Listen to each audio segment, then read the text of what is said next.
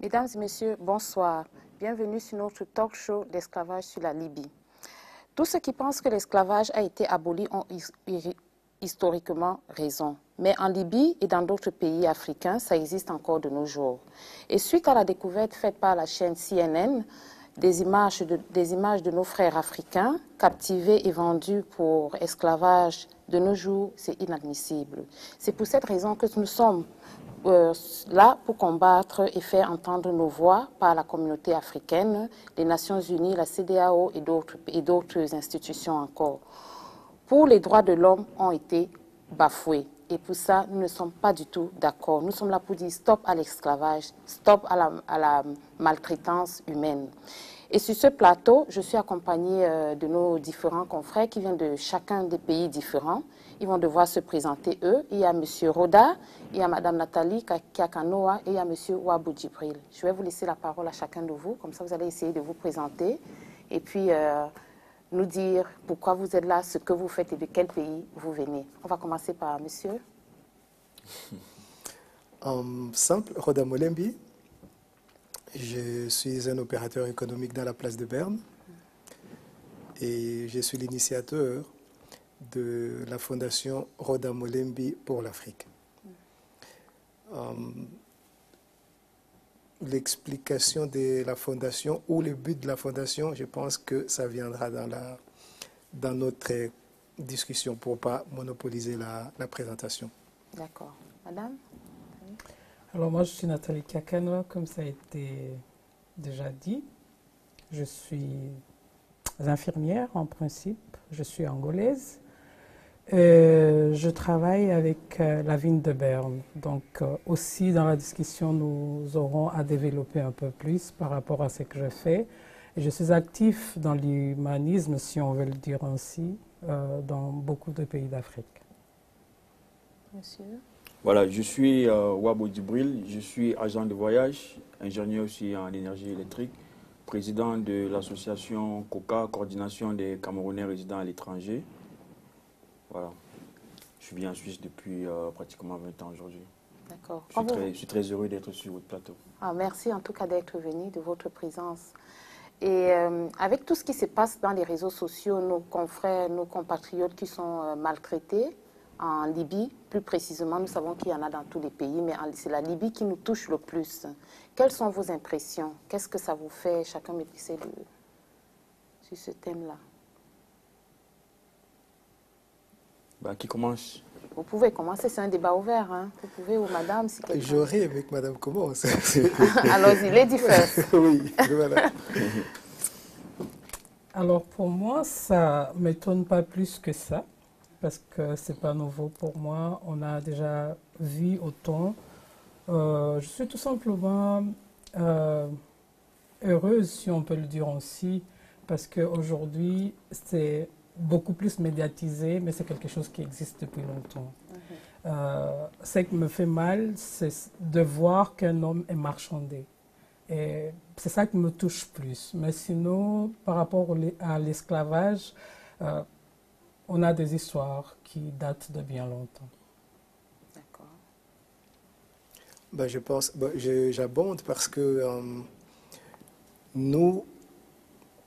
je suis un panafricaniste, mais pas émotionnel. Parce que ce qui se passe là aujourd'hui, tout le monde fait semblant de ne pas savoir.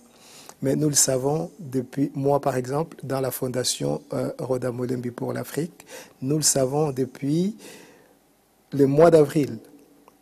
Nous avons été en contact avec l'OIM quand ils ont commencé à parler de ça, la Croix-Rouge en a parlé. Donc tout le monde est au courant de ça, presque tout le monde. Je veux dire les grandes institutions. Si vous allez dans la page de la fondation, vous verrez qu'on a mis les images, pas de la vente, mais de la maltraitance de nos jeunes dans ces pays du Maghreb. Nous parlons de la Libye, mais ça se passe dans tous les pays du Maghreb. Dans la traversée du désert, dans le Maroc, l'Algérie, Tunisie, nos jeunes subsahariens souffrent là-bas. Et nous le savons, nous le savions, parce que nous vivons sur cette planète. Alors, si nous, nous le savons, c'est que les autres devraient le savoir aussi. Surtout qu'eux, ils sont dans les grandes institutions. Ils ont leurs yeux partout dans ces pays-là. Donc, ils ne vont pas faire semblant maintenant de dire « ouais, nous ne les savions pas ». Parce que nous avons des films, nous n'avions pas attendu CNN. Nous avions mis, mais les gens n'étaient pas émotionnés, n'ont pas réagi plus que ça. Dieu merci, CNN C'était le déclencheur. Voilà. Alors, c'est un grand média et c'est pour cela que tout le monde maintenant est dessus. Mais personne, surtout dans les grandes institutions, je mets l'Union africaine, l'Union européenne, les CICR, HCR, OIM, tous, ils étaient au courant. Voilà, avant le début de mon propos, je voudrais profiter déjà de votre plateau, Diaspora TV, pour dire déjà un grand merci à tous ceux qui sont venus à la marche pour dire stop à l'esclavage hier à Genève. C'était un succès total. Il y a eu plus de 1500 personnes pour dire non à l'esclavage, plus jamais ça, et que nos frères qui souffrent actuellement dans les geôles en Libye soient libérés. Voilà, pour revenir au problème proprement dit, moi je pense que c'est une situation dramatique qui renseigne sur le niveau de désespoir de la société africaine actuelle. Il faudrait que les gens comprennent que ces gens, ces braves personnes qui prennent la route du désert, ces braves personnes qui prennent des petites embarcations pour vouloir regagner l'Europe, leur seul but, c'est d'avoir une vie meilleure pour pouvoir aider leur famille. Et au niveau de leur pays d'origine, ils n'ont pas cette possibilité de pouvoir travailler, gagner convenablement leur vie. C'est pour ça qu'ils prennent la route. Et la situation actuelle en Libye, c'est vrai que c'est une pratique qui est ancienne. Les gens le font. C'est depuis le mois d'avril que moi j'ai été au courant. J'avais lu sur le site de l'OIM que les Noirs sont vendus comme esclaves en Libye. Au niveau de notre association, nous on a tiré la sonnette d'alarme. On a partagé cela sur Facebook. On a écrit aussi à l'OIM. Et moi, je suis allé au FODIAS. Quand je suis allé au FODIAS, j'ai dénoncé cela. J'ai expliqué cela aux autorités camerounaises. Je leur ai dit, écoutez, il y a un certain nombre de Camerounais qui sont actuellement otages en Libye. Il y a des Camerounais qui meurent tous les jours dans des embarcations en Libye parce qu'on avait un compatriote avec qui on résidait à Lausanne. Juste une seconde, voilà. M. Wabo Djibril. Juste pour dire à nos téléspectateurs, vous pouvez participer dans ce débat avec nous en live en faisant le 032 313 30 30 ou bien vous pourrez aller sur notre site Diaspora TV www.diasporatv.ch. Juste pour rappeler. Allez-y, monsieur. Voilà, Wabo. pour conclure, pour chuter, moi ce que je veux dire, c'est que c'est une situation qui est connue de tous. Donc, il faudrait maintenant que nous, la diaspora africaine, le problème rendu à l'état actuel ne doit plus seulement être l'affaire des gouverneurs, de ceux qui nous gouvernent, des chefs d'État, des politiques et tout. Nous devons prendre nos responsabilités. Nous devons manifester, mobiliser le maximum de personnes pour dénoncer cela. Ça va faire en sorte que ça va susciter une prise de conscience, de conscience générale. Et je pense qu'il y aura un début, il y aura une solution à ce problème-là. Mais selon vous, ici présents, vous êtes des représentants de chaque association. Mais vous, personnellement, laissons un peu le côté les autorités et tout, en tant qu'humains et africains, comment est-ce que vous pouvez participer, vous, à éradiquer cette situation en Libye? Vous, personnellement, c'est quoi votre part de participation dans ce genre de cas? Bah, écoutez, bon, je parle de la Libye parce qu'il y en a partout. Oui. On parle de la Libye parce que c'était le déclencheur, en fait. Mais la situation, quand vous dites il faut exclure, entre guillemets, les gouvernants ou les autorités de nos pays, ça, je dis, le problème la source du problème, c'est chez nous. Qu'est-ce qui fait que les gamins, les jeunes, quittent nos pays pour aller ailleurs? Comme a dit Djibril, parce qu'ils ne se retrouvent pas chez eux. Dans les migrants que vous voyez là, il y a des licenciés, il y a des intellectuels, il y a des gens qui ont fait les universités, qui ont des diplômes, mais qui chôment chez eux. Pourquoi j'ai créé la fondation Roda Molembi pour l'Afrique? Quand j'allais en Afrique, en gros, je faisais de la pédagogie en expliquant aux jeunes ce que nous vivons ici. Moi, je n'ai jamais grandi en Afrique. Mais quand je suis retourné en Afrique, j'ai vu la misère qui existe, c'est-à-dire les deux peuples qui vivent dans le même environnement. Mais pourquoi je les appelle deux peuples? Parce qu'il y a un peuple qui vit au paradis et à côté, juste à côté, il y a un qui vit l'enfer. Et pourtant, il passe avec sa Jeep, il voit l'enfer à côté de chez lui, mais il ne fait pas attention parce que lui, il a réussi. Mais ceux qui restent, ceux qui sont là, les laissés pour compte, qu'est-ce qu'ils doivent faire? Ben, chez nous, ça brûle, il faut aller. Je parle avec les jeunes. Je leur fais la pédagogie. Je peux même dire l'andragogie parce qu'il y avait des vieux aussi qui m'écoutaient. Ils me disent, il y a un jeune qui se lève et me dit, mais tonton, tout ce que vous nous dites là, nous le savons. Il me dit, moi je suis licencié en pédagogie. Je devrais normalement enseigner. J'ai 40 ans aujourd'hui. Et 40 ans, je n'ai jamais travaillé. Je suis encore à la maison chez moi. Je suis d'accord, monsieur Roda. Oui. Je suis d'accord. Le paradis, comme vous le dites, et l'enfer, ça existe partout. Même en Suisse, où nous vivons, il y a le paradis et l'enfer. On est d'accord. Mais en ce moment, on est en train de parler d'un thème précis qui est la Libye, par rapport aux images qu'on a vues. J'y arrive. En Afrique, il y a du chômage, il y a les chômeurs, il y a les travailleurs. J'y arrive. Même ici où nous vivons. Oui. Donc le plus important ici, c'est comment éradiquer cet esclavage dans ces pays du Maghreb. J'y arrive. Par rapport à nos frères africains. J'y arrive. Ok, je vous donne. Alors, les jeunes me disent, je vais justement sur sa question. Qu'est-ce que vous pensez qui est mieux? À mon âge, c'est encore ma mère qui me nourrit. Je me lève le matin, j'ai rien à faire. Ma mère doit aller chercher et pour que nous puissions manger. Et moi, à 40 ans, avec tous les diplômes que j'ai, je suis encore à la maison, en charge de mes parents. Qu'est-ce qui est mieux pour moi? Un être humain, c'est de partir, sachant que peut-être j'y arriverai, ou rester ici et mourir à petit feu. C'est là où l'idée m'est venue de dire, ben écoutez, ces gens-ci, qu'est-ce qui leur manque? Du matériel. Parce qu'ils sont prêts à se débrouiller sur place. Mais ils n'ont aucun moyen. Ils n'ont ni argent, ni matériel. C'est comme ça que nous, on a créé la fondation pour leur apporter du matériel. On leur apporte du matériel. Nous, on a opté pour deux options, la pêche et l'agriculture. Ok.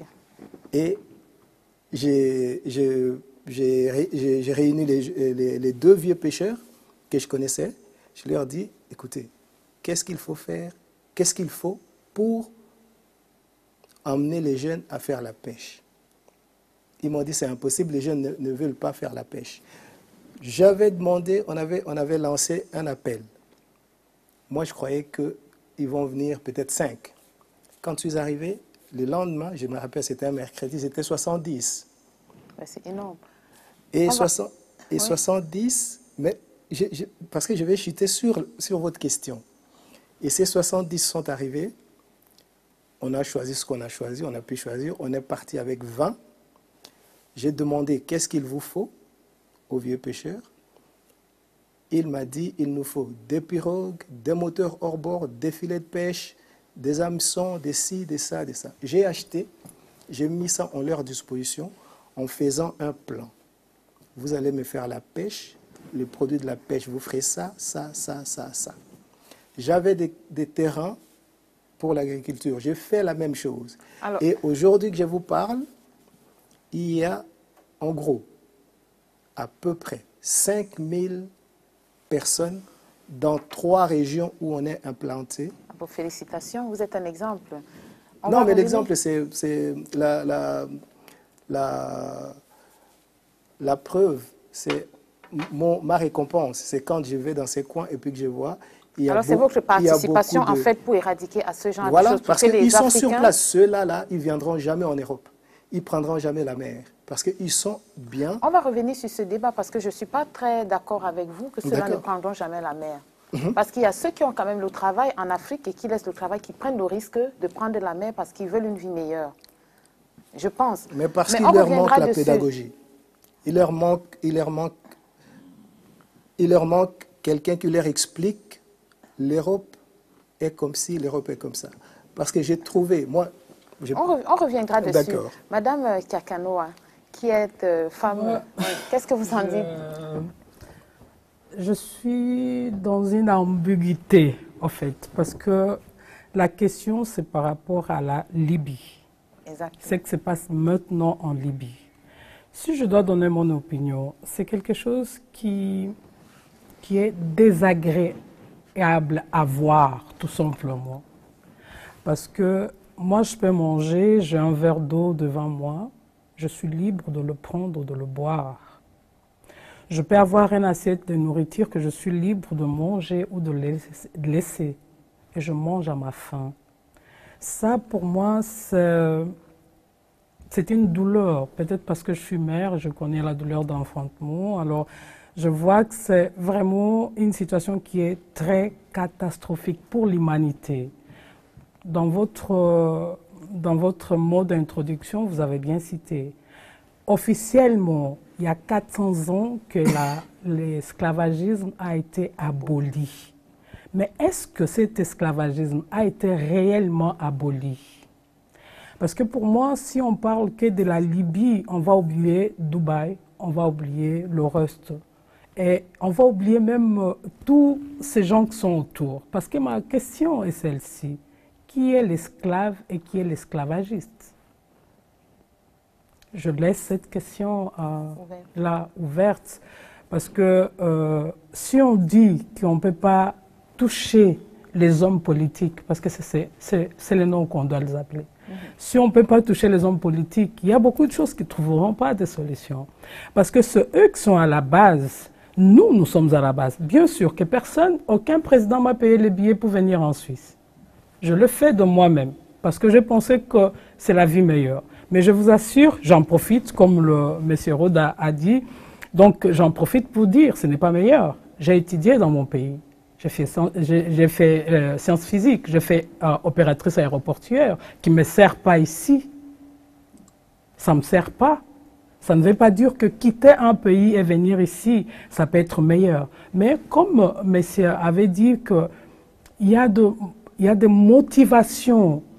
Il y a des choses qui nous amènent à être motivés à sortir de nos pays. Moi, personnellement, c'était politique. Mais il y a des gens qui migrent par rapport aux problèmes économiques. C'est ce qui fait qu'aujourd'hui, on a autant de charniers, si on doit l'appeler ainsi, en Libye. Donc, je ne peux pas vraiment aller directement seulement en Libye parce que j'ai autant d'histoires par rapport au esclavagisme. Monsieur Wabo. Bon, voilà, je vais d'abord préciser ma pensée concernant les politiques. Peut-être j'ai été mal peut-être compris. Moi, j'ai expliqué tantôt que la situation rendue à l'état actuel ne doit plus seulement être l'affaire des politiques, en fait. C'est-à-dire, nous de la société civile, nous devons prendre ce problème en main pour dire que non, c'est nous qui devons être... Parce que nos chefs d'État, on le sait depuis très longtemps, ils sont à la solde des pays étrangers. Ils ne sont pas là forcément pour le bien-être de la population. Donc nous, à notre niveau, nous qui vivons à l'extérieur, nous de la diaspora, nous devons faire de la mobilisation, faire de la pédagogie aussi, comme vous disiez tantôt, faire de la mobilisation pour tirer la sonnette d'alarme, dire que non, en Libye, il y a une situation catastrophique qui se passe là-bas. On ne peut pas mettre sur le même plateau ce qui se passe en Libye et ce qui se passe, par exemple, au Yémen ou bien à Dubaï et tout. Bon, bien que c'est des situations aussi qu'on condamne. Mais ce qui se passe en Libye, principalement à l'heure actuelle, est très grave. Très, très, très grave. On dit qu'il y a on parle de plus de 300 000 personnes africaines qui sont dans les geôles libyennes, qui sont violées, qui font du travail forcé, des enfants sont tués. Et le HCR va même plus loin. Ils disent que tous les 2 heures, il y a une personne qui meurt en Libye. Donc c'est une situation qui est très grave, qui devrait normalement interpeller toute personne civilisée. Voilà. Pour revenir à votre question, comment éradiquer cette situation? Le problème, il est très complexe. Et le problème, la solution est aussi politique. Il faut une réelle volonté politique. Ceux qui font le trafic d'êtres humains, ils sont connus. Les lieux où les geôles libyennes, où ils sont détenus, ces gens sont connus. Le plus grand trafiquant, il s'appelle Alamou. On le connaît, tout le monde le connaît. La région, c'est Zabrata, tout le monde connaît. Ça veut dire que s'il y a une réelle volonté politique, que la communauté européenne décide avec l'ONU, ils disent que bon voilà, on va mettre fin à cette situation, on va aller sur place, et on va trouver des solutions. On va trouver des solutions. Et moi je dirais ceci, je veux faire un parallèle. Quand on a tué le colonel Kadhafi, quand on a envoyé les bombes en Libye, la raison était quoi? La raison était que c'était pour sauver la population de Benghazi. Aujourd'hui, il y a les Africains qui meurent en Libye tous les jours. La communauté internationale ne se mobilise pas pour trouver une solution. Ce n'est pas normal. Et ce que nous devons faire, nous, à notre niveau, nous devons nous mobiliser. Nous mobiliser comme on le fait actuellement, comme on l'a fait à Paris, comme on l'a fait à Genève, comme on va le faire à Londres, comme on l'a fait à Bruxelles. Ça porte des fruits. Ça porte des fruits, pourquoi? Parce que déjà, le prochain sommet Union européenne-Afrique s'est placé sur le signe de la jeunesse. On n'a jamais fait un sommet, même de l'Union africaine, qui a été placé sur le signe de la jeunesse. Ça veut dire que les lignes commencent à bouger. Ça veut dire que les gens sont conscients de la situation déjà. En parlant de, on va revenir juste dessus, parce qu'en parlant de mobilisation, j'ai posé la question de savoir comment éradiquer la situation en Libye. On va juste voir la vidéo de nos compatriotes de la diaspora suisse. Ils ont eu une mobilisation, ils se sont mobilisés hier à Genève, où il y a eu beaucoup de présence africaine de tous les pays. Et ça, c'était quelque chose. On va voir, il y a ma collègue Rachel qui a été sur les lieux. On va suivre juste cette vidéo et puis on revient sur la discussion sur la mobilisation.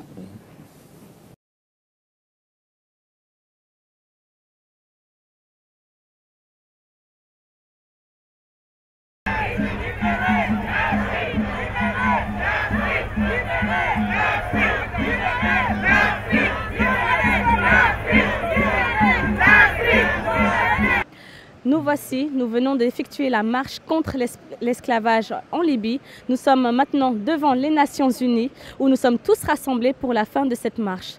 Nous avons marché aujourd'hui pour dire non, non à l'esclavage en Libye et partout dans le monde. Quelle est votre opinion par rapport à ce qui se passe actuellement en Libye et partout dans le monde? Ah mais c'est grave, c'est très grave parce que moi, sincèrement, je suis noir, je suis camerounais, j'ai vu mes frères et sœurs qui souffrent là-bas.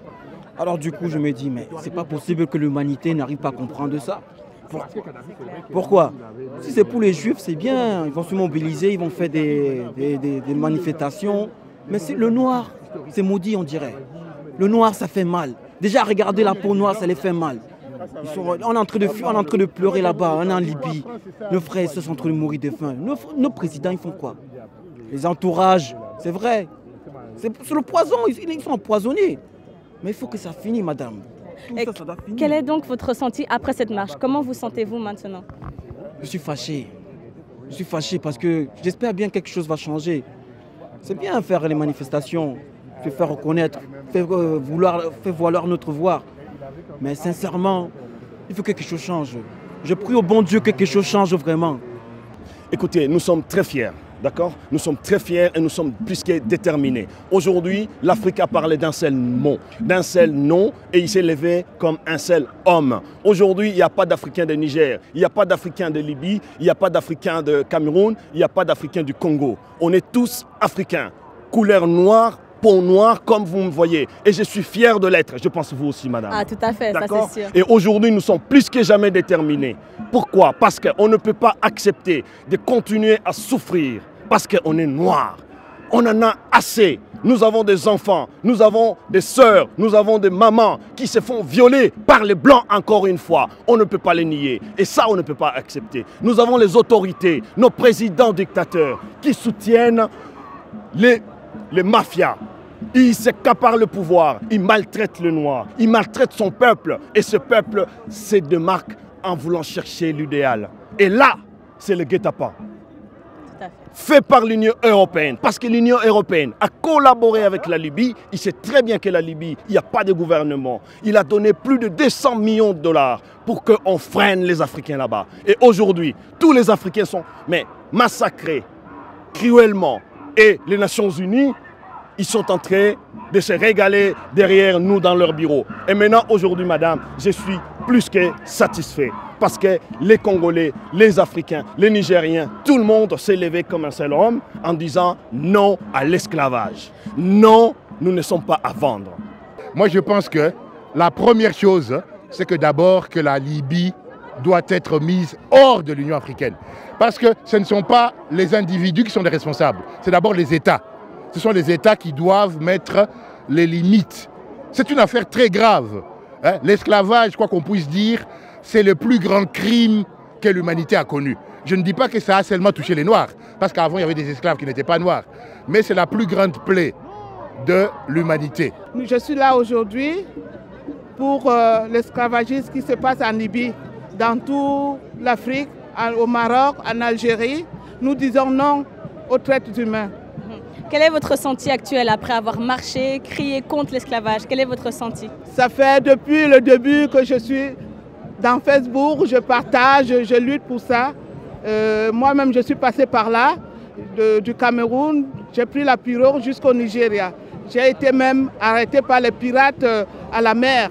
Ben pour moi, c'est juste un plaisir, c'est juste un honneur parce qu'aujourd'hui, on a montré que les Africains pouvaient être solidaires face à une action, face à une injustice que nous vivons, face à tout ce qui se passe en Afrique. Aujourd'hui, nous nous sommes levés. Vous avez vu comment la ville de Genève, on a bougé la ville. Vous avez vu comment les autorités même sont venues. Donc aujourd'hui, l'Afrique, nous voulons montrer à tous ces présidents africains, nous voulons montrer à la jeunesse africaine que nous sommes avec eux et qu'ils ne pensent pas que parce que nous sommes ici en Europe, nous avons lâché.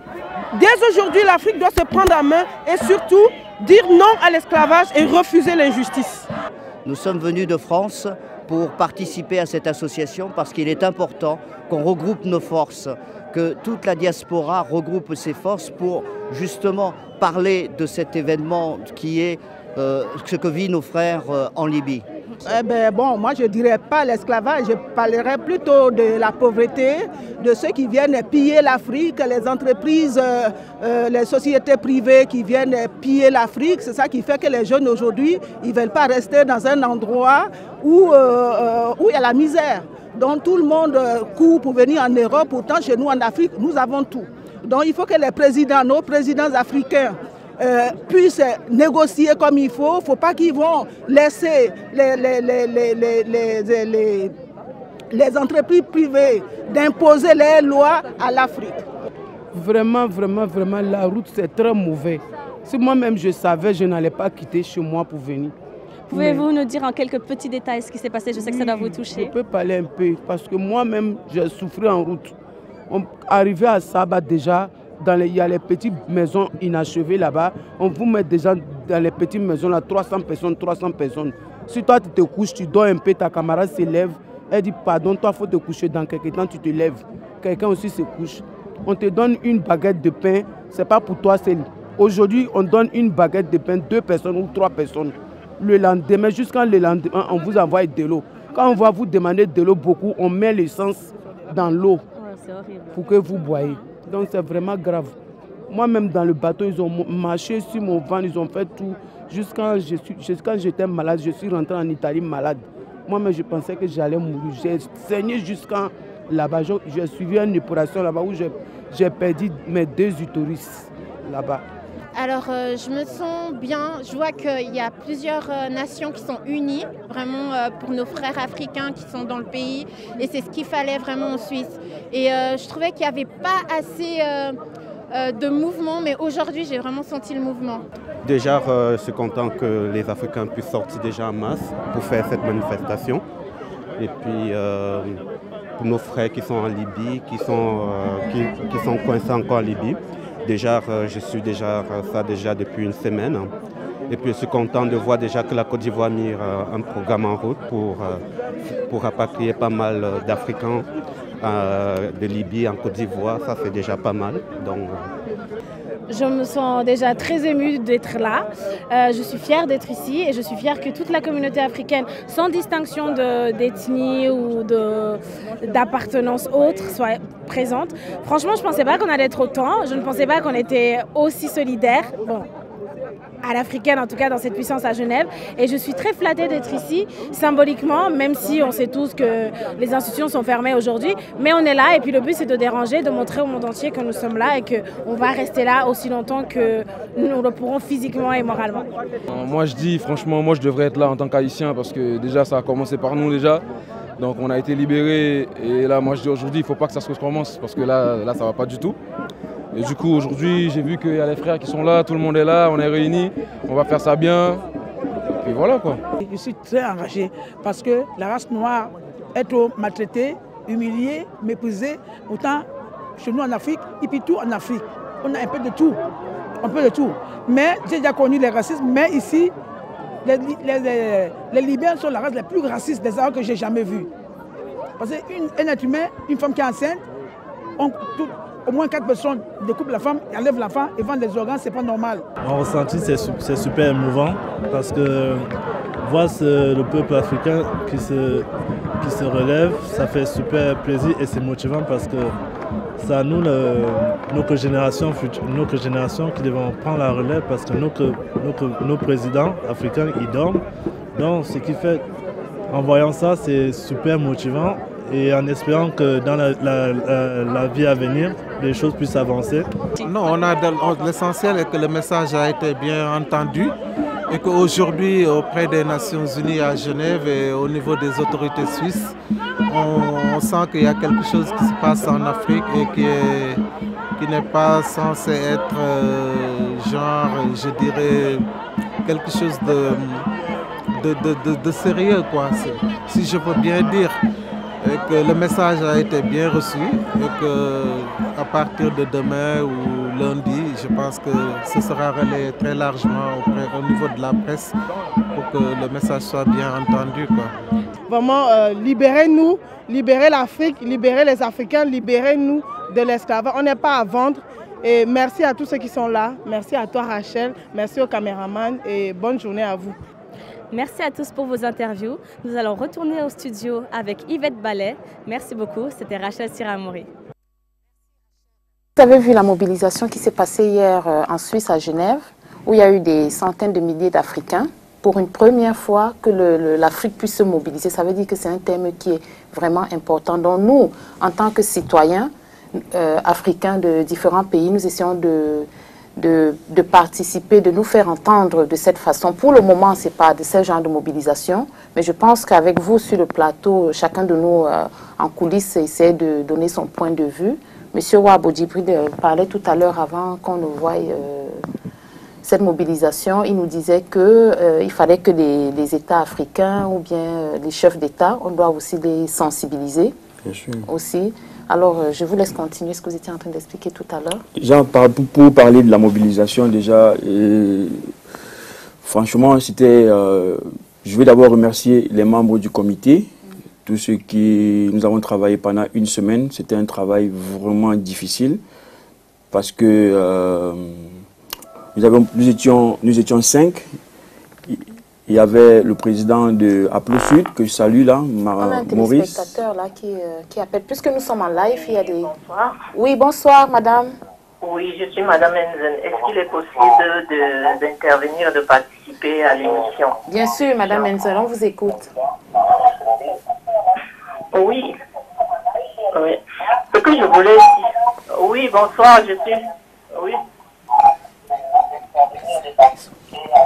Allô, vous avez Madame Enzel? Oui, je... Qu'est-ce que vous avez un appareil à côté de vous? Parce qu'on vous je suis en train de regarder l'émission aussi. Est-ce que vous pouvez baisser le volume de l'émission pendant que vous nous parlez? Parce qu'on a un double son en fait. Ah d'accord, Ou je le vais le téléphone. faire, je vais le faire. Oui. Oui, maintenant ça... Ça va mieux? Oui, oui, ça va mieux, on vous écoute. Ok.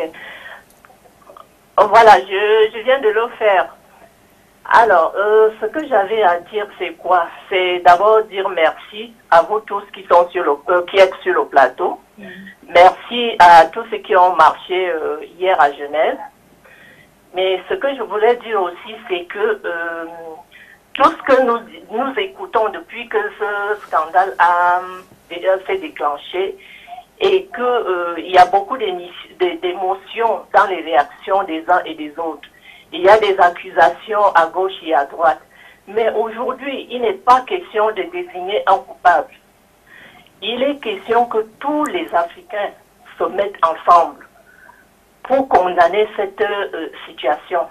Et il ne suffit pas de condamner, il faut agir.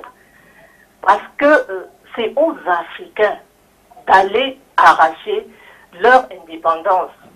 Quand je dis indépendance, au niveau politique.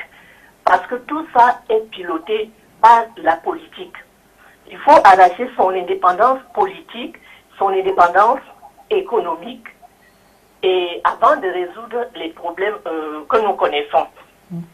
Et si nous avons, pour y arriver, il faut l'éducation de masse, il faut un changement de mentalité. Il faut que l'Africain se débarrasse de ces stéréotypes qui veulent que, depuis la nuit des temps, que l'Africain soit assimilé à tout ce qui est négatif, à tout ce qui est souffrance, à tout ce qui est médiocre. Donc c'est à nous, Africains, de changer cet état des choses. Parce que le problème que nous voyons aujourd'hui vient de très loin. Bon, si nous regardons la Bible qui est, disons, le document de base qui, pour l'humanité, déjà dans la Bible, nous sommes tous des descendants de Noé. Mais si vous voyez nos ancêtres, les trois ancêtres qui sont issus de Noé, il y a Cham qui est le père des Noirs, il y a Sem qui est le père des Arabes, et Japhat qui est l'ancêtre des Blancs.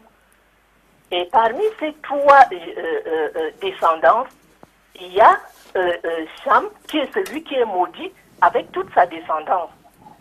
Donc depuis cette époque-là, c'est comme ça dans les mentalités de toute l'humanité.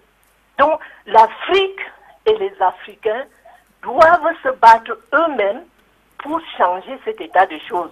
Il n'est pas question de venir dire aux Européens ou aux Arabes de nous libérer comme je l'entends dans des interventions. Personne ne nous libérera. C'est l'Afrique qui doit se libérer.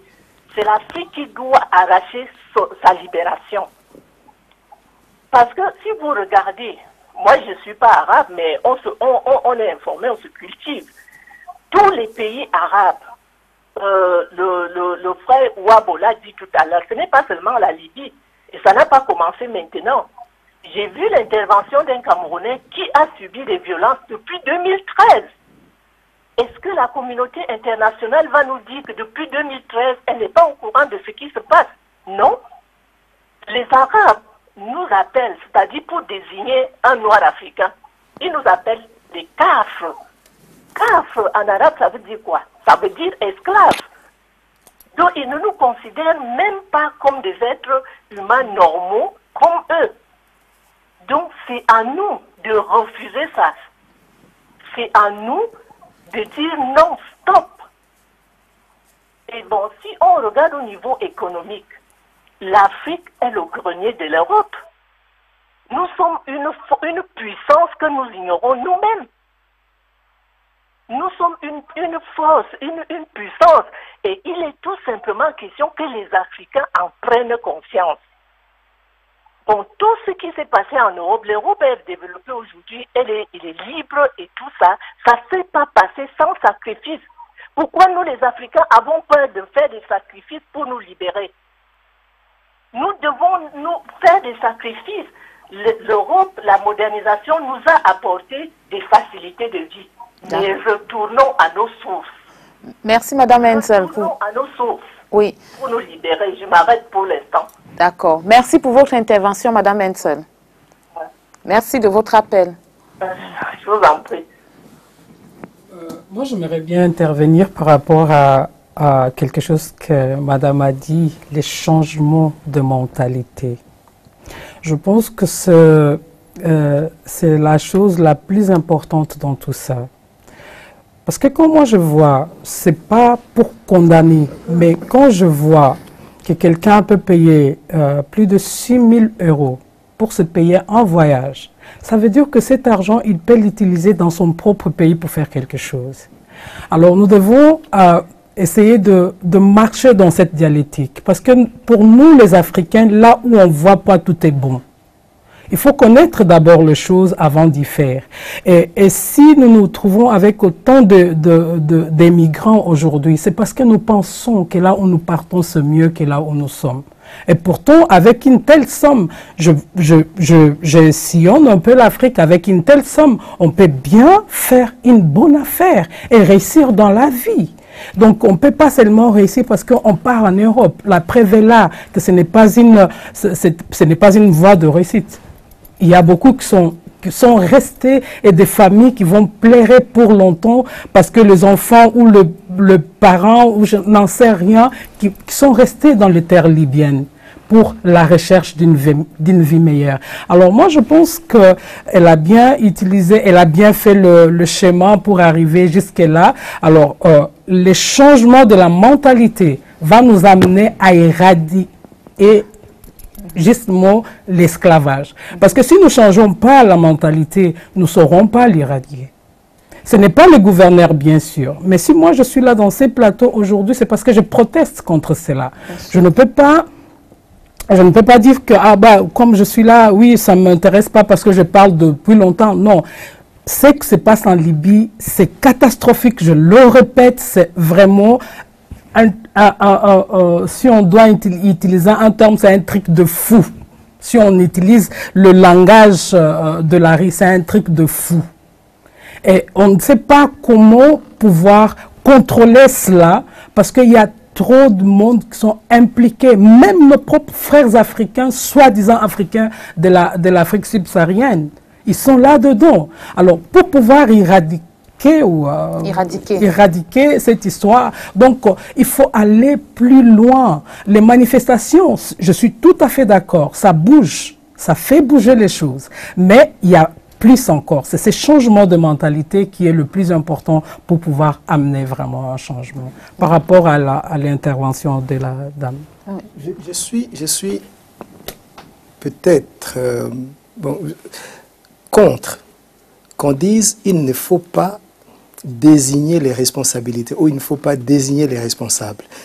Aussi longtemps que nous ne désignons pas les responsables, il faut que les responsables soient connus pour qu'ils réparent leurs fautes. Mais selon vous, M. Roda, c'est qui les responsables? Selon vous? Moi, je dis la maladie commence depuis chez nous, à la maison. Les responsables sont nos gouvernants.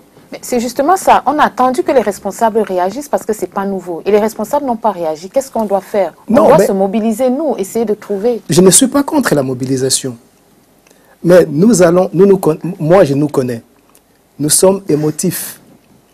Vous allez voir, ce que je nous donne tout au plus, c'est 1 mois. Ça va, c'est assez. J'espère que ça ne sera pas le cas. Mais je nous connais comment nous fonctionnons. Dans pas longtemps, ça va s'étasser.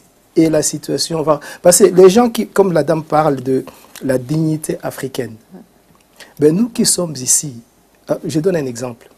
Vous êtes voisin d'un monsieur. votre voisin est le patron de votre papa. Le voisin vous maltraite. Il maltraite votre papa. Qu'est-ce que vous, les enfants, vous allez faire? Pour la dignité du papa, si vous voulez lui dire, ben, papa, quitte le boulot, il ne peut pas quitter le boulot parce que vous vivez de ça. La plupart des enfants quitteront la maison pour ne pas voir ce que leur papa subisse. Pourquoi? Parce qu'ils ne veulent pas voir ça.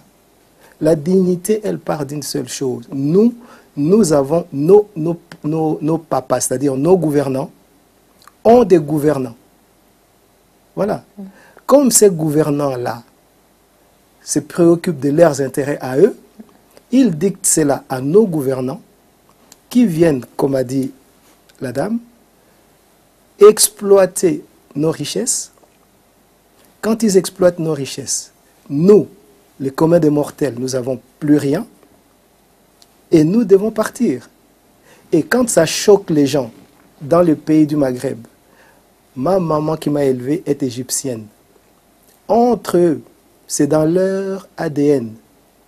L'esclavage existe. Le problème que nous nous cachons ici, c'est quoi? C'est l'arabe n'aime pas les noirs.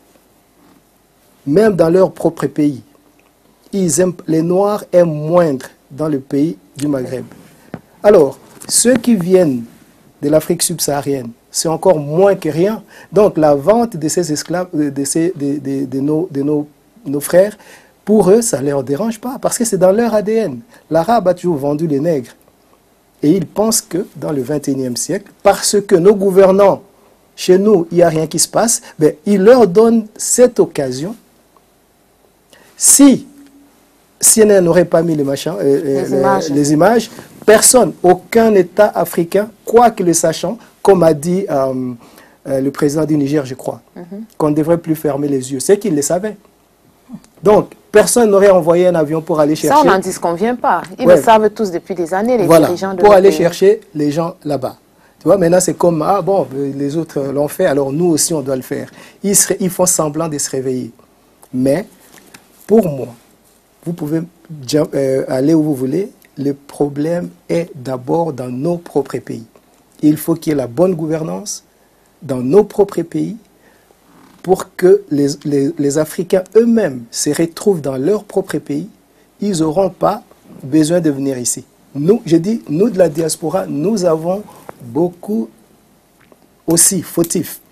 Parce que, comme j'ai parlé avant, la pédagogie, nous ne la faisons pas. Quand nous arrivons là-bas, qu'est-ce que nous avons? Nous avons les habits, nous avons nous leur montrons notre belle vie que nous vivons ici, au lieu de leur parler de la réalité de ce que nous subissons ici, dans ces soi-disant paradis. On ne leur parle pas. Il faut inculquer à ces gens-là, non, vous n'avez pas besoin de voyager. 6 000 euros. 6 000 euros. Vous savez ce que vous pouvez faire avec 6 000 euros? Mais vous avez endetté la famille. Quand vous arrivez en Libye, vous allez presque perdre votre vie parce qu'ils ne vous tuent pas. Ils vont vous malmener jusqu'à ce que, pour que les parents puissent payer. Donc, les parents vont encore s'endetter. Toi, tu étais parti un voyage de 2 000 $, tu vas finir à te retrouver, in fine, par peut-être 10 000 $. Tu as endetté la famille, toute une famille ou tout un village, pour toi, une seule personne. Mais pourquoi? Parce que nous, de la diaspora, ça c'est notre faute. Malgré nous pouvons nous lever maintenant, tant mieux, mais nous sommes aussi une partie du problème. Nous sommes aussi fautifs, nous faisons partie aussi des problèmes. Oui. Alors ça veut dire que chacun a sa part de responsabilité dans la situation que nous vivons aujourd'hui. J'aimerais juste un mot par rapport à ce que M. Roda a dit par rapport aux responsabilités. La responsabilité n'est pas seulement du pays, la responsabilité commence dans nos maisons familiales. Parce que si on donne seulement la responsabilité au pays, c'est comme si on veut chercher un coupable à tout prix. C'est comme quand un Africain meurt, il faut toujours savoir qui l'a tué. Non, nous aussi dans nos familles, nous sommes responsables Parce que dans notre nature, nous ne voulons pas voir que l'autre a eu. Quand l'autre a eu, nous voulons aussi que nous puissions avoir ce que cette personne-là a. Alors, sans le savoir, comment est-ce que cette personne a pu faire pour y arriver là où elle est arrivée. Alors, ce qui fait qu'aujourd'hui, on a plein de gènes. Comme vous dites, la pédagogie, elle ne passe pas.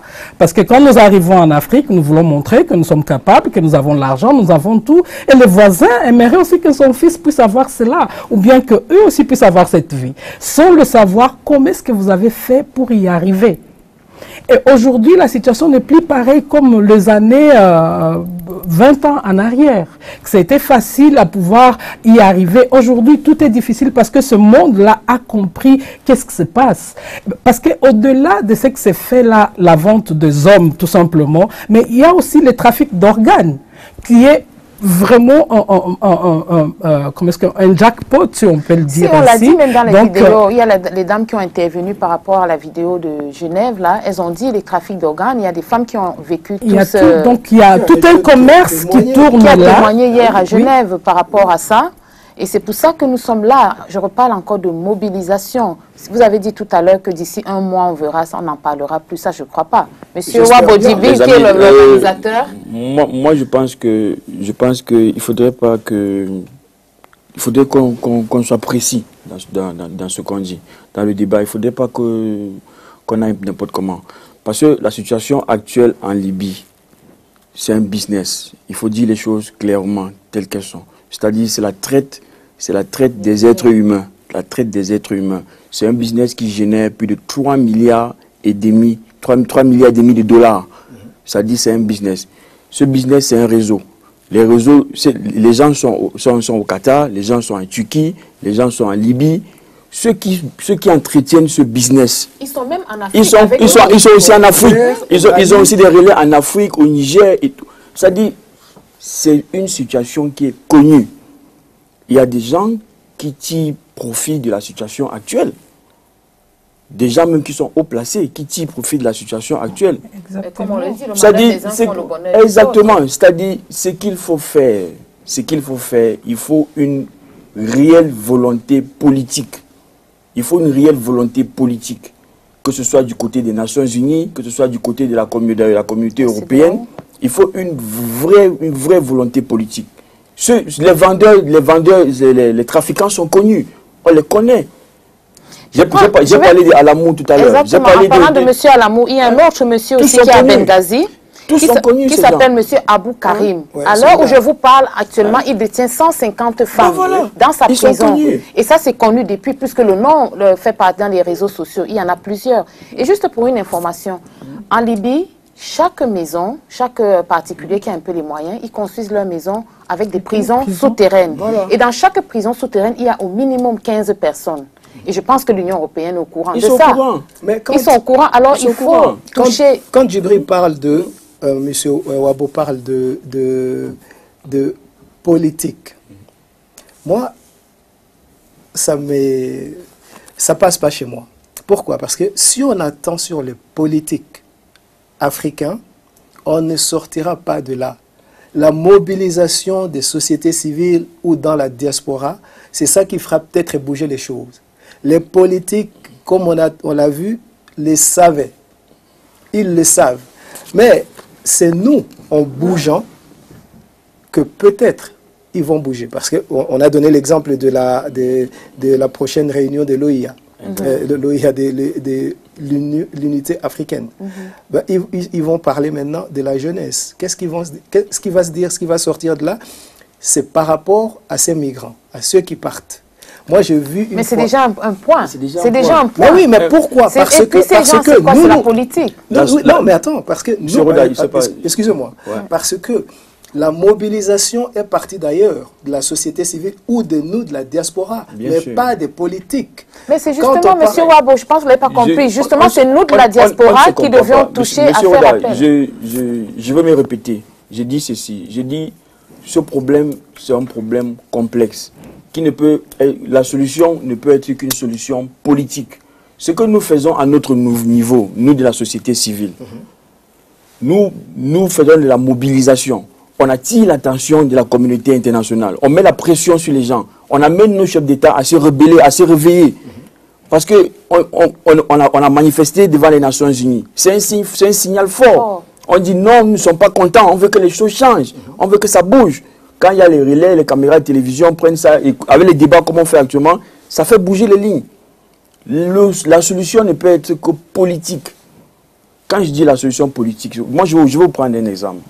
Est-ce que vous savez que sur le milliard de personnes qui peuplent l'Afrique, plus de 600 millions sont des jeunes. Des jeunes de 20, 25 ans, 30 ans. Plus de 600 millions. C'est une richesse. C'est une richesse. C'est pour ça qu'on dit l'Afrique c'est le continent d'avenir. Et pour répéter, même un président, Vladimir Poutine disait, le jour où l'Afrique va se réveiller, l'Europe va migrer. Les Européens vont migrer. Donc c'est pour dire que s'il y a une réelle volonté politique, c'est-à-dire on met le problème de la jeunesse au centre, on dit bon voilà, on va trouver des solutions pour le problème de la jeunesse en Afrique. On peut même faire un plan Marshall pour la jeunesse. On dit non, on trouve des solutions, pas des sommets juste pour faire des communiqués. On trouve des solutions pour l'emploi, on trouve des solutions pour la formation. Tout ça, celui qui est bien formé, celui qui a un emploi convenable. On a un appel, s'il vous plaît. Oui, allô? Oui, bonsoir madame, c'est encore madame Enzen. Bonsoir madame Enzen. Oui, je suis en train de vous suivre. Est-ce que vous pouvez juste baisser le volume de votre... Voilà, je viens de le faire. D'accord. Alors, je reprenais la parole juste pour dire que je suis de l'avis de Wabo, M. Wabo, au niveau où il a dit que la responsabilité des hommes politiques est engagée, même si nous sommes tous responsables. Mais nos hommes politiques ont le pouvoir de changer les choses.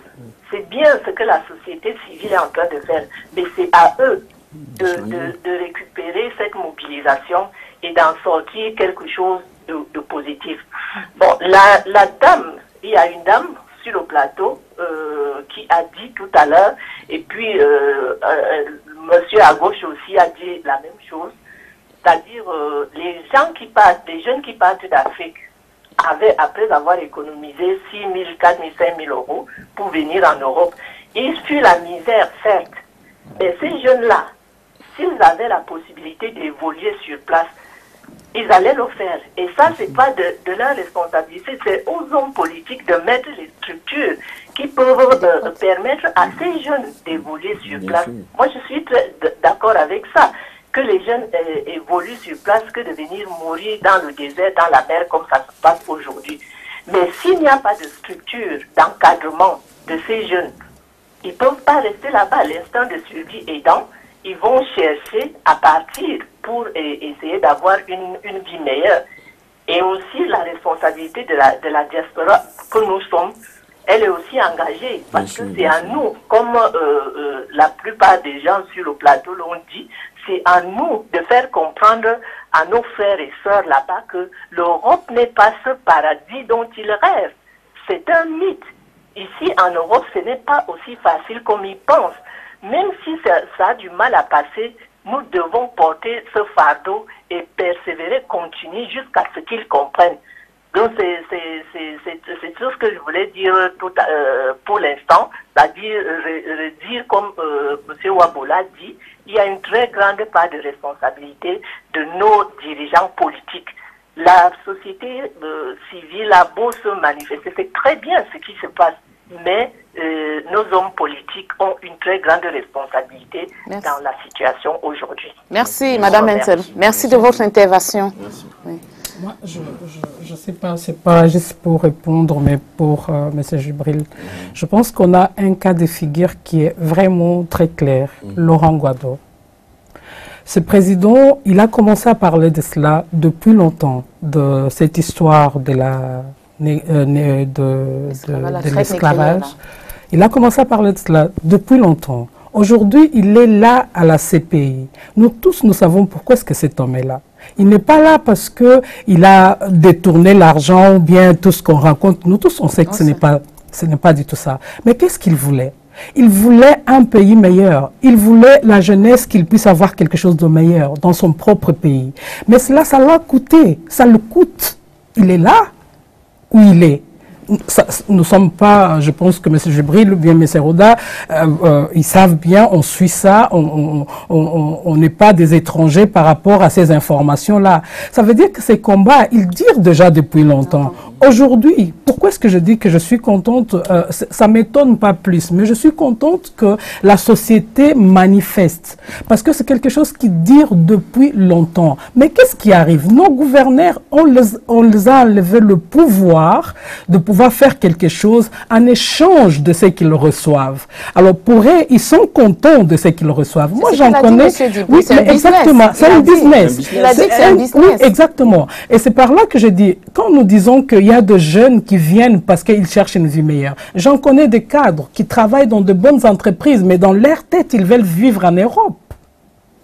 Alors, c'est vraiment, on doit bien analyser cela quand M. Djibril dit qu'on ne fuit pas les débats, mais on doit aller dans toutes les racines possibles qui nous amènent à cet état que notre société africaine est arrivée.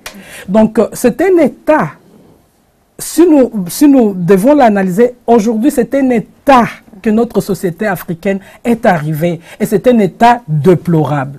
Vrai, certes que nous devons maintenant unir nos forces. Nous ne sommes pas là pour, comme la dame a dit, on ne va pas chercher tous les coupables parce qu'on ne le trouvera pas. Oui, elle a dit, elle a dit qu'on doit arracher notre liberté. Exactement, mais pour arracher notre liberté, je pense qu'on peut tourner autour de tout ce qu'on peut dire. Mais elle a dit quelque chose. Et là, je vais citer que c'est biblique ce qu'elle a dit. Si le renouvellement de l'intelligence ne se fait pas, nous allons combattre et recombattre sans pour autant gagner la cause. Cette histoire, elle n'a pas commencé aujourd'hui, elle a commencé depuis longtemps. Ce qui se passe en Libye, on le voit, ça fait très mal. Mais ça n'a pas commencé en Libye, ça a commencé ailleurs. Pour que ça arrive là où elle est aujourd'hui en Libye, elle a commencé quelque part. Voilà. Et c'est quelque part là, ce sont ces sources, comme nous sommes en train de parler, ce sont ces sources-là qu'il faut aller combattre. Mais nous ne pouvons pas les combattre si les propres personnes auxquelles nous voulons défendre ne changent pas de mentalité. D'accord. Juste sur ça par rapport à la politique. Aux politiques. Elle vient on est une petite phrase, juste dire ce que je voulais dire par rapport aux politiques. Oui. Je ne crois pas à nos politiques pour qu'ils puissent arriver à nous arranger ou à mettre des structures. Pourquoi? Pour une simple raison. Elle vient de donner l'exemple de Gbagbo Laurent. D'accord. Juste un mot, un moment, Monsieur Roda. Vous pouvez nous suivre sur www.diasporatv.ch ou bien au 032 313 30 30. C'est un débat vraiment très intéressant. Vous pouvez participer à tout moment. Allez-y. Comme nos hommes politiques ou nos dirigeants ne sont pas là pour l'intérêt du peuple.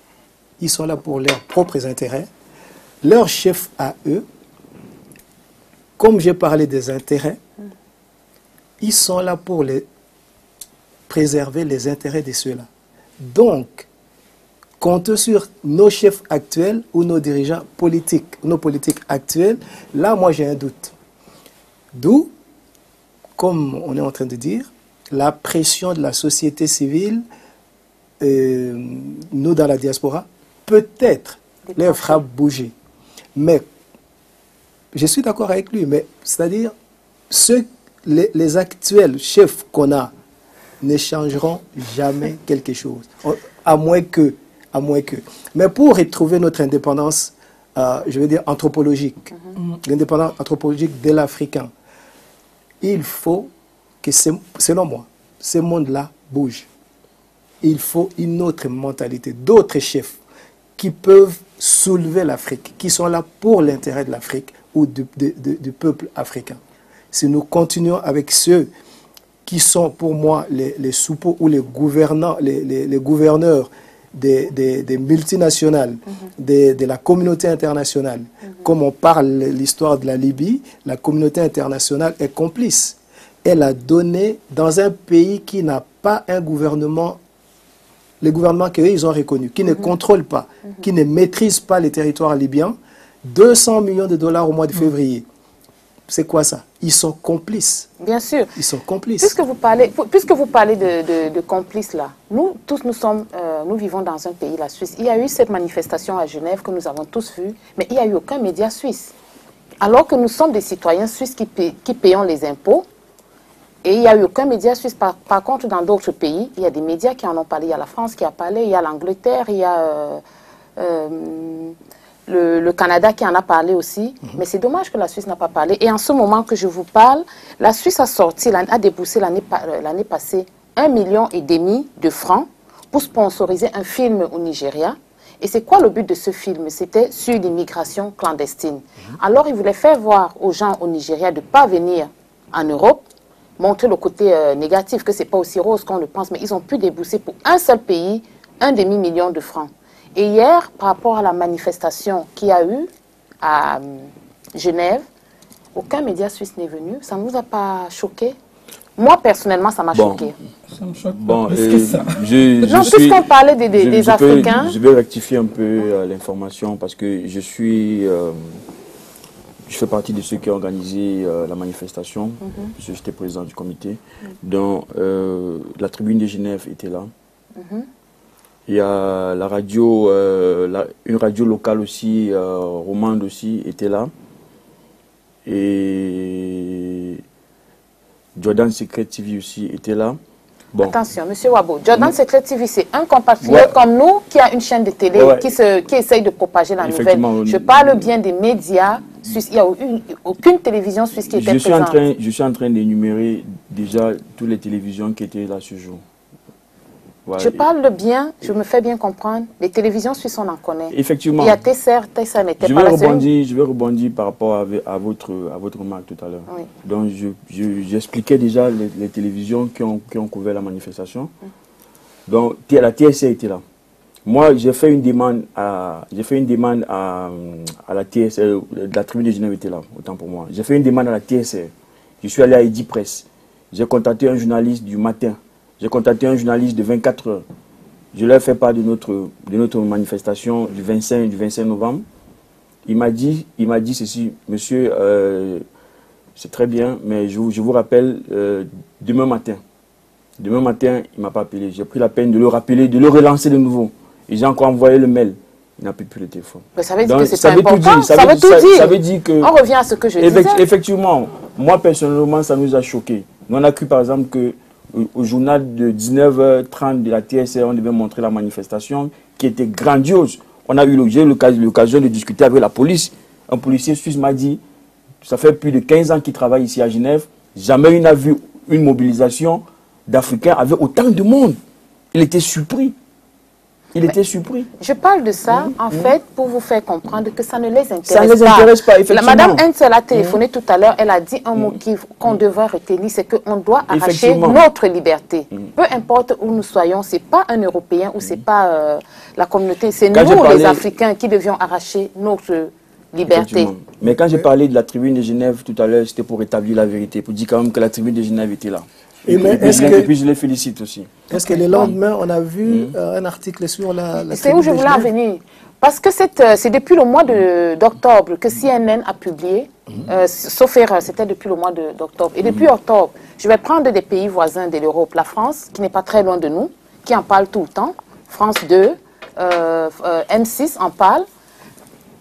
La Suisse n'en a pas parlé. Je ne sais pas si je m'excuse, si je me trompe, excusez-moi, mais ils n'en ont pas parlé. Encore plus, on s'attendait qu'avec la manifestation qu'il y a eu, c'était une occasion d'en parler, mais il n'y a rien eu jusqu'à présent. Alors moi, je pense que la dame, elle a bien dit. Vous savez, nous devons arracher notre liberté.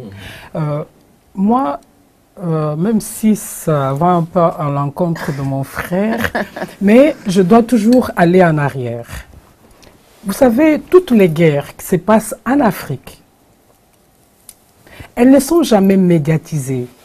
Mais quand un journal perd 100 personnes ou 50 personnes, même nos présidents se déplacent pour venir manifester « Je suis Charlie ». Je n'ai pas vu un président africain qui est venu là pour dire « je suis non à l'esclavagisme ».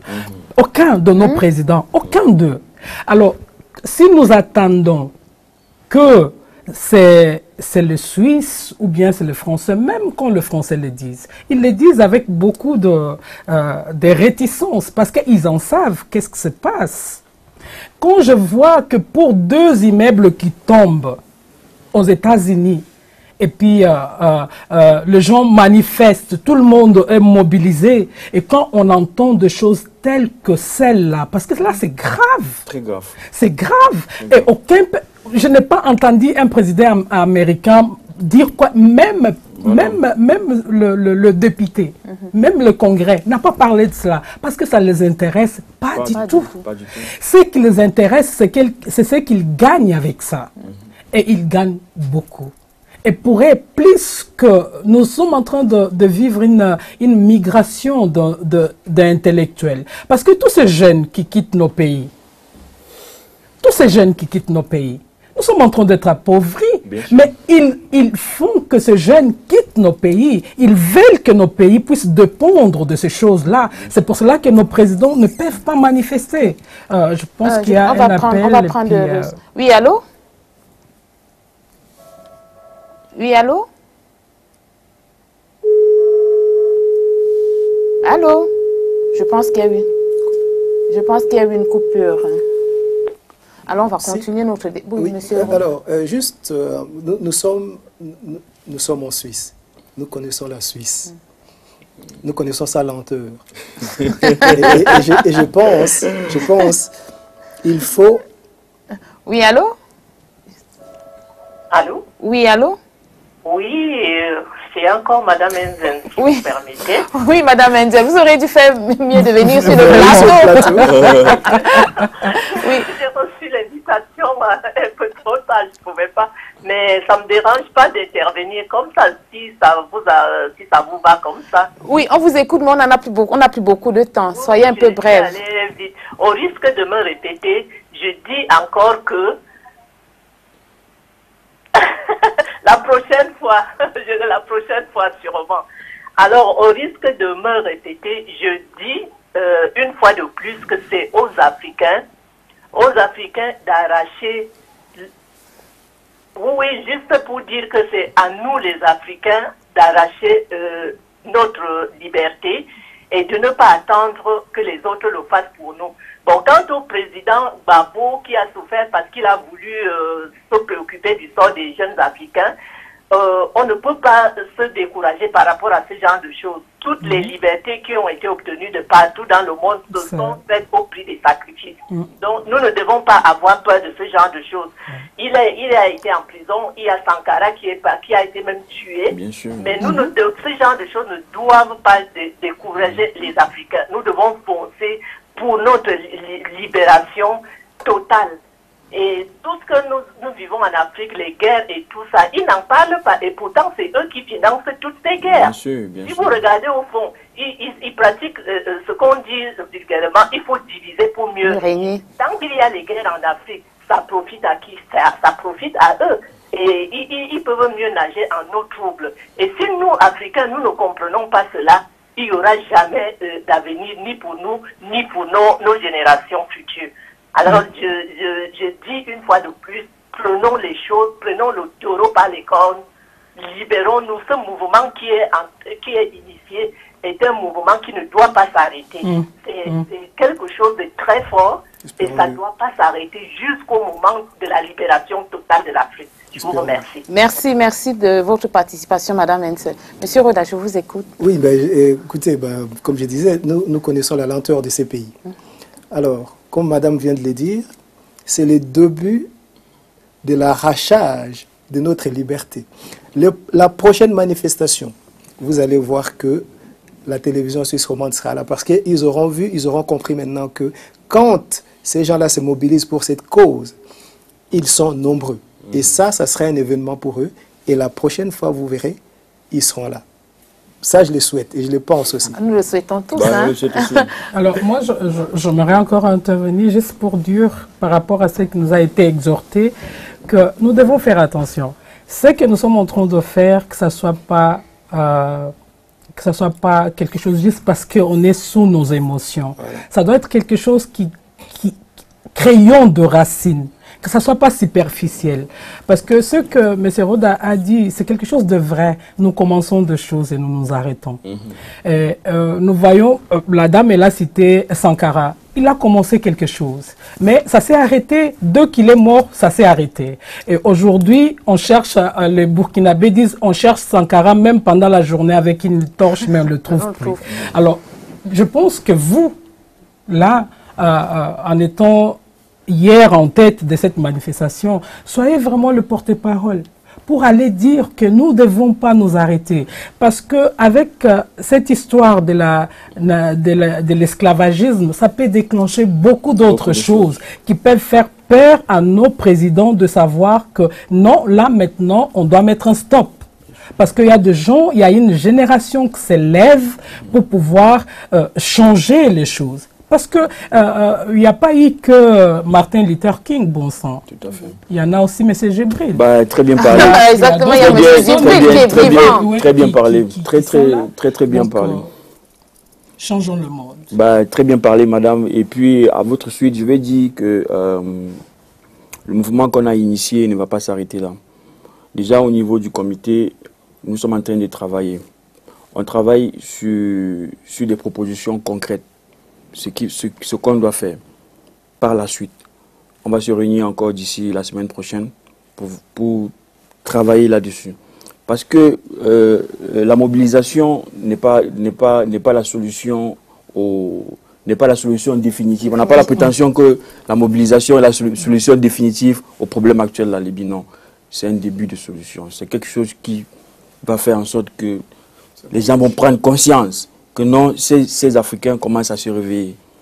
Et puis moi, j'ai été très encouragé hier quand j'ai vu que ceux qui étaient à la manifestation, c'était des jeunes filles de 18 ans, de 19 ans, des mamans qui disaient que non, on ne va plus laisser les choses se passer comme ça. Non, non, non, il faut que les choses changent. Et puis, nous avions une pancarte hier à la manifestation où il était marqué, c'était un signal très fort. C'était fait à dessein, c'était marqué « L'Afrique doit être gouvernée par les chefs d'État qui aiment l'Afrique ».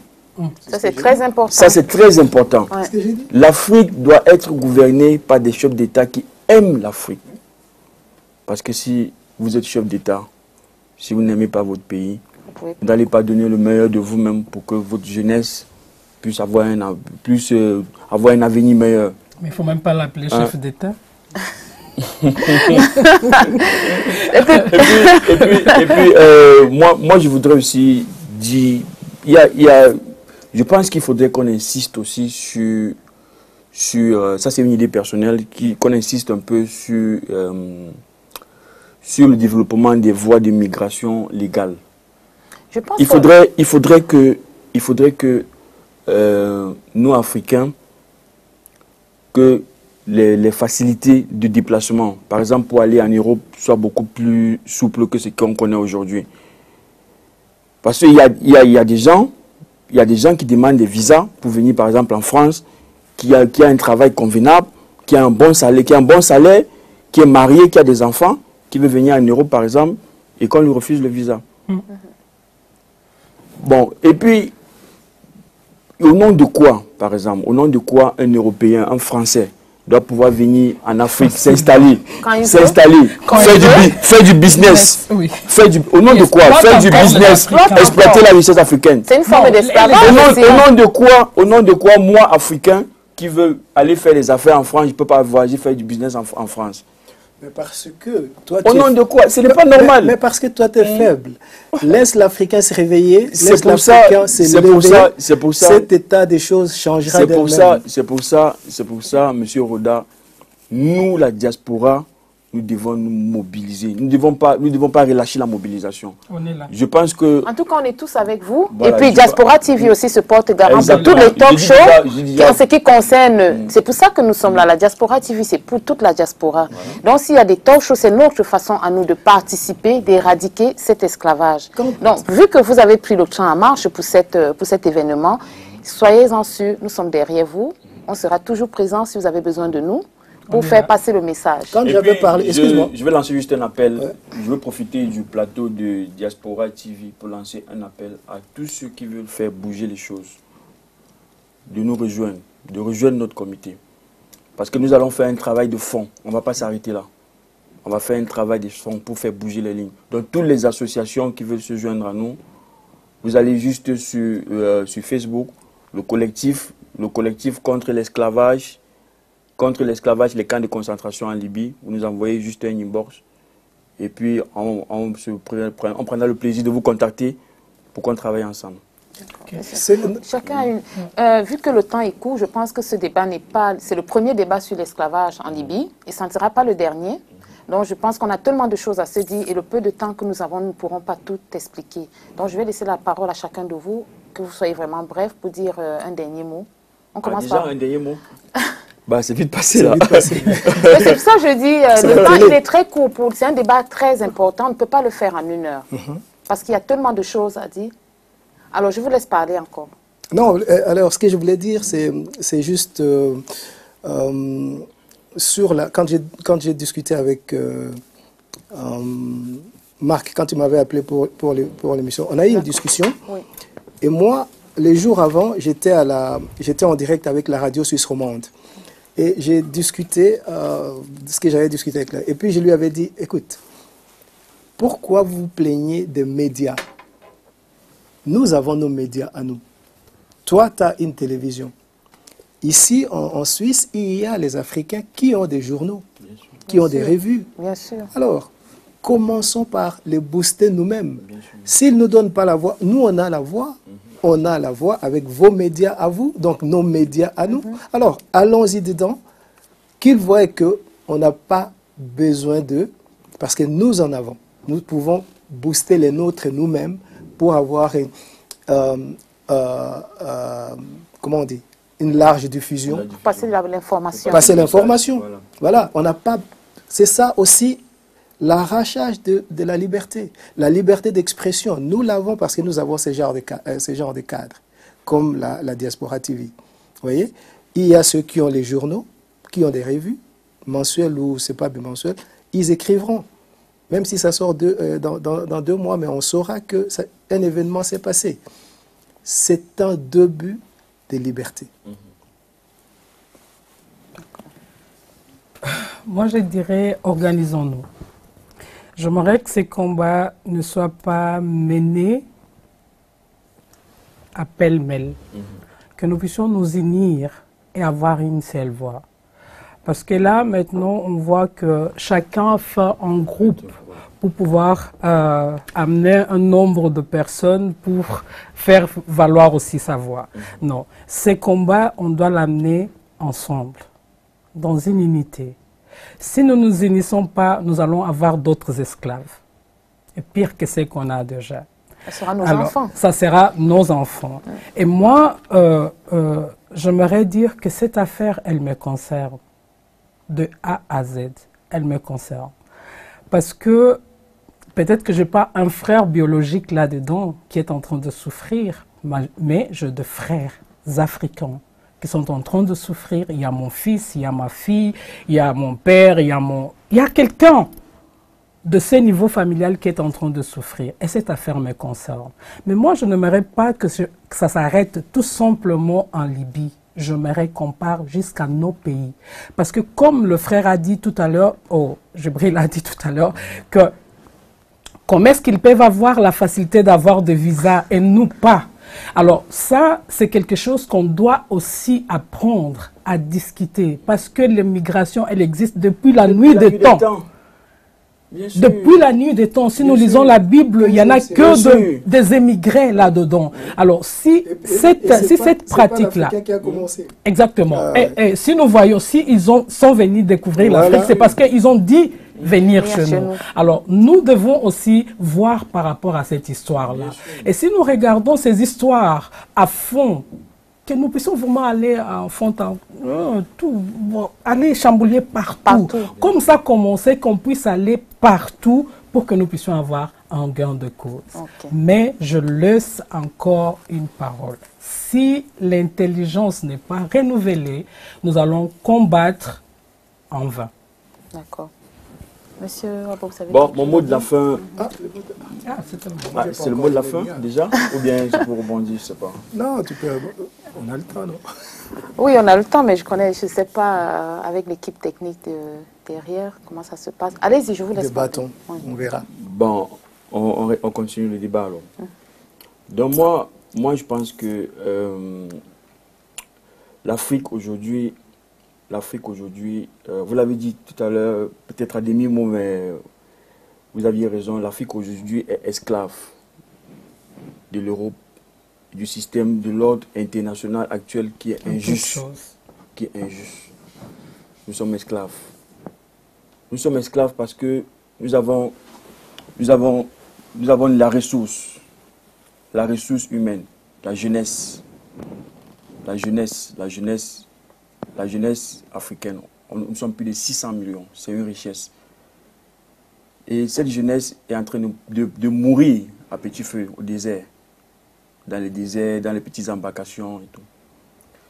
Le taux de matières premières, nos matières premières, c'est les Européens qui fixent les taux.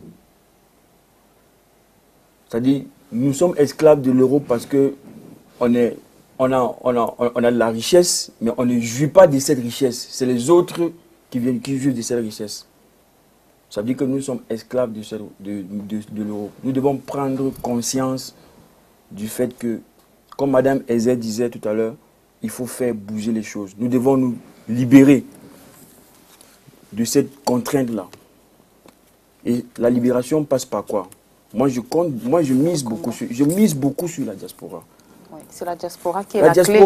La diaspora, nous avons l'avantage de vivre en Europe. Nous avons l'avantage d'avoir cet esprit qu'on est beaucoup plus éclairé. Et puis cette liberté d'expression. Et cette liberté d'expression aussi. Moi, je mise beaucoup sur la diaspora. Il faudrait que nous nous organisons au niveau de la diaspora, qu'on mène ce combat pour faire bouger les lignes, pour faire en sorte que les choses changent. Mais c'est marrant parce que tu viens de me prendre ça de la bouche. Mais c'est justement parce que vous êtes là pour débattre la même cause. On a tous le même mot, on débat la même cause. Je pars avec une chose simple. Oui.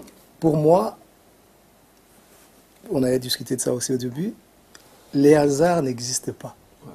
Par rapport à mes expériences de la vie, j'ai découvert que les hasards n'existent pas. Tout ce qui arrive est programmé, est destiné. Voilà. Je me dis toujours, l'Africain, surtout les subsahariens, n'est pas sorti de l'Afrique pour rien. Nous sommes partout. Mon frère est allé en Australie. Il arrive en Australie. Dans un coin chez les Papous, c'est comment on les appelle les indigènes de l'Australie, il entend la musique zaïroise jouer. Voilà. Il arrive là-bas, il y avait des Zaïrois qui résident dans ce coin-là. Il a dit, mais ce n'est pas possible. Ce n'est pas possible. Et je dis, on est sorti de millions. Et nous ne sommes pas sortis pour rien. C'est pour apprendre, connaître le maître, le soi-disant maître. Je donne toujours l'exemple de quelqu'un que je connais bien, moi. J'ai étudié depuis l'enfance avec les gens, avec les Blancs. Maintenant, j'emploie les Blancs. Je n'ai aucun complexe vis-à-vis des Blancs. Pourquoi? Parce que je les connais. Ils savent très bien que celui-ci, c'est notre boss. Celui-ci, même quand j'étais à l'école, j'étais meilleur que beaucoup de ces... Donc, je n'ai jamais eu ces complexes-là. Et nous sommes ici dans les usines. Vous savez, toutes les révolutions qui se sont passées en Afrique, ou les bouleversements, si nos anciens combattants ne seraient pas venus faire la guerre de 14-18, il n'y aurait rien eu en Afrique. C'est quand ils sont arrivés, ils ont vu, mais nous craignons ces gens-ci pour rien. Ils rentrent chez eux, ils ont commencé des revendications. Ils ont commencé à voir le blanc. J'étais là-bas, j'étais plus brave que lui. Qu'est-ce qu'il a à me dire ici? Ça part de... Parce qu'on vient, on connaît l'autre. Et quand on connaît l'autre, on n'a plus peur de lui. Parce qu'on sait comment il fonctionne. Vous connaissez. À ce moment-là, il y a égalité. C'est un être humain. S'il a ses compétences, s'il est mieux que moi par rapport à telle ou telle autre option, d'accord, mais moi je suis le mien dans telle ou telle autre option. Ces respects-là fera que c'est la première fois qu'on voit les Africains de tout pays, ce qui s'est passé, ce qui se passe dans le monde, entier. C'est vrai, c'est la première fois. C'est la première fois qu'on voit les mouvements de tous les Africains, sans compter, ouais, je viens de là. Non, ce sont les Africains subsahariens qui se sont levés. Et j'espère, comme j'ai dit, si moi je suis sceptique parce que j'ai été dans plusieurs mouvements où ça s'est soufflé. Ça s'essouffle. Voilà. Et c'est pour cela que je suis un peu sceptique. Parce que... Je pense que lui, ça ne va pas s'essouffler. Parce que même, il y a eu un Antillais qui a aussi intervenu, parce que les Antillais, ils sont de couleur noire. Parce qu'il a dit quelque chose... par M. Siard. Voilà. Il a dit, il est là parce qu'eux, ils ont vécu ça. Ils ont pu arracher leur liberté. Voilà. Donc, ça veut dire que c'est possible. Bon, ils ont arraché... À la manifestation d'hier, il y avait beaucoup d'Antillais aussi. Non, arracher leur liberté, ça c'est entre guillemets. Mais est-il que le mouvement qui est parti là maintenant, je dis, tu n'as pas besoin de compter sur 1000 personnes pour faire marcher cette chose. 4 personnes, 5 personnes, avec la bonne volonté, fera que ces mouvements se poursuivent jusqu'à ce que nous obtenions ce que nous voulons. Moi, je vais faire court aussi par rapport à ces sentiments. On est trop complexé, c'est vrai. Parce que si aujourd'hui on peut nous traiter comme on nous traite, même dans nos pays, ceux qui nous dirigent sont de blancs. Dans mon pays, il y a des constructions de routes, il y a de sais pas quoi, il y a des trucs. Tu vas voir qui est le chef, c'est un Portugais. Tu arrives au Portugal, ce monsieur, c'est un maçon, même pas diplômé, mais il arrive en Afrique, c'est un patron. Pourquoi? Parce qu'il est blanc. Et pourtant, nous avons des têtes jusqu'à NASA. Bien sûr. On a des têtes partout. Cette émigration intellectuelle qui s'est faite, si nous pouvons profiter de cela, nous pouvons faire la révolution sans complexe. Mais si nous allons continuer dans ces complexes, que même en étant ici en Europe, nous souffrons toujours du complexe, ou dans nos pays, même simple Libanais peut nous commander parce qu'il est un tout petit peu blond, alors ça va tarder.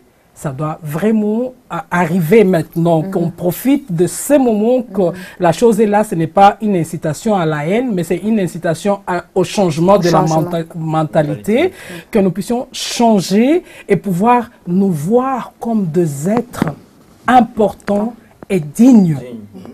Parce que si nous-mêmes, nous ne nous voyons pas comme des êtres dignes, il n'y a pas un seul blanc qui va nous voir de la sorte. Alors, je ne suis pas raciste, ça n'a rien à voir, mais ça a à voir avec le débat que nous avions ici maintenant, parce que c'est ça notre réalité, malheureusement, parce que même ici, nous souffrons de cela. Si mon diplôme n'était pas accepté, c'est parce que je viens de l'Afrique. Parce qu'un Américain arrivant ici avec son diplôme... n'a pas besoin de faire une année préparatoire, même dans les écoles. N'a pas besoin. Mais aujourd'hui, je suis fière de ce que je suis devenue.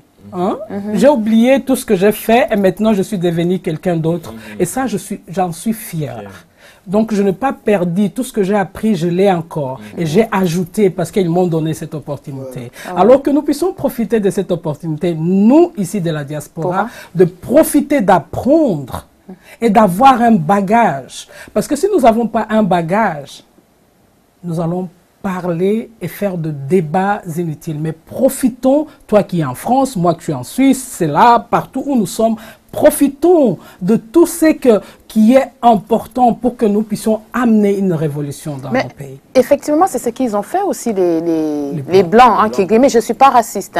C'est ce que les Blancs, ils ont fait quand ils sont arrivés dans nos pays. Ils ont pris tout ce qui était bien, ils ont appris beaucoup de choses, et Poutine l'a dit aussi, ils le savent eux-mêmes. Ils ont pris tout ce qu'on avait comme bagage intellectuel, toutes nos connaissances, plus que nous, on n'a pu rien faire. Ils l'ont ramené ici et puis c'est eux qui veulent nous diriger. Et même dans notre propre pays, ils veulent nous diriger. Et ça, c'est pour ça qu'on dit on doit arracher notre liberté. Nous sommes noirs et nous sommes fiers d'être noirs. Moi, de toute façon, je suis fière d'être noire. Et on dit non à l'esclavage, stop à l'esclavage, on en a assez. Et c'est pour ça que nous sommes ici, là. Par rapport aux vidéos qui se sont passées en Libye, et ça ne va pas s'arrêter aujourd'hui. On est là, nous les gens de la diaspora, pour combattre ça, pour éradiquer l'esclavage, pour faire passer un message. Peut-être la voix de M. Wabo, la voix de Mme Kakanoa ou la voix de M. Roda sera une voix de plus qui va pouvoir faire bouger les choses. Non, je voulais dire, je suis raciste envers les racistes. Oui, je ne leur donne pas le temps. Mais moi, juste pour répondre sur ce que je disais, ce que Madame a dit, si nous, la diaspora, retourne un jour, parce que moi j'avais fait un programme, j'avais dit la diaspora, oui, supporté par l'UNICEF. Messieurs les Blancs, chassez-nous. Parce que nous ne voulons pas rentrer nous-mêmes. Alors, j'avais fait tout un programme. Tu as fait autant d'années, tu ne fais rien, ou bien tu as fait ceci. Chassez-nous. Oui, on te donne, on calcule. Bon, si tu restes ici, social te supporte, c'est autant. On balance, on te donne autant. Va chez toi. Va, parce que je suis convaincu. Si on est nombreux, ne fût-ce que 2000 diasporas, ou 1000 diasporas, qui descendent dans nos pays, j'ai suivi un exemple simple. Vous ne savez pas qui a chassé Lansana Conté. Les gamins que j'avais ici à Berne. Avec la vente de la drogue, on les a chassés. Je les voyais à la télé en train de mener la révolution chez eux au pays. Parce qu'ils sont rentrés. Ils n'avaient plus d'autres issues. Nous sommes ici, nous luttons ici. Donc, ces messieurs ne nous convient pas. Levons-nous. C'est pour cela que j'avais initié ces trucs-là. Parce que nous ne voulons pas rentrer. Alors, chassez-nous. Et comme ça, on va lutter sur place quand on saura que, ben écoute, de toute façon, l'Europe s'est foutue. On m'a chassé, je suis ici. Nous descendons 1000. Nous faisons une révolution. Nous chassons ceux qui sont là au service de la communauté internationale, au service des multinationales, pour celui qui vient pour l'intérêt de son peuple. D'accord. Ces 1000 rentrent avec un bagage, attention. Parce qu'il y a ceux qui nous rendent un mauvais service. Et ce sont de la diaspora qui rentrent. Le débat, il commence à s'élargir. Là, je vais devoir arrêter parce qu'autrement, on ne pourra jamais finir. C'est un débat très important. Je vous remercie tous d'être venus pour ce talk show sur l'esclavage en Libye. Merci de votre participation. Et puis, je remercie aussi Mme Hensel qui a participé activement à ce débat avec nous. Et je pense que la prochaine fois, on va l'inviter sur le plateau parce que là, on a retenu son numéro de téléphone. Alors, je remercie tout le monde. C'était un débat très important sur l'esclavage en Libye. Nos frères libyens, tous les Africains qui nous regardent en ce moment, sachez que vous n'êtes pas seuls.